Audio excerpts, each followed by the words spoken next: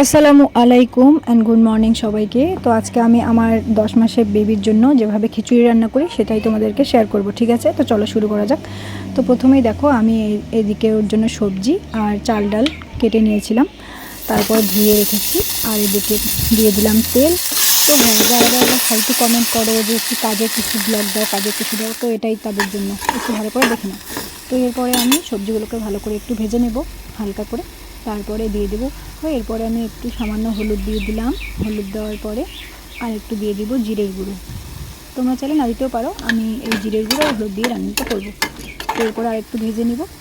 তো ভালো করে নেড়ে চেড়ে আমি দিয়ে দিব পরিমাণ মতো পানি। তোমরা যেই অনুযায়ী রান্না করবে সেই পরিমাণে পানি। তো পানি দেওয়ার পর আর একটু নেড়ে চেড়ে আমি এখন এটাকে ঢেকে দিব আর ওয়েট করব এটা যতক্ষণ সময় লাগে, দেখি কীরকম সময় লাগে।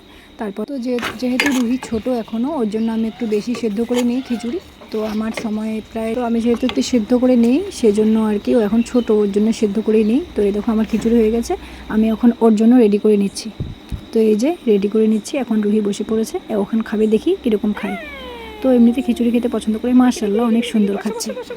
তো ও কিন্তু একটু করে খায় আর আমার কোলে উঠতে চায়, ঠিক আছে? তো এই দেখো রুহি এখন টাই করে। তোমাদেরকে একটা কথাই বলি, আমি কিন্তু এটা লবণ ছাড়া রান্না করেছি। তোমাদের বাচ্চা যারা যারা খিচুড়ি খেতে পছন্দ করে না, তাদের এইভাবে রান্না করে খাওয়ালে অবশ্যই তারা খাবে।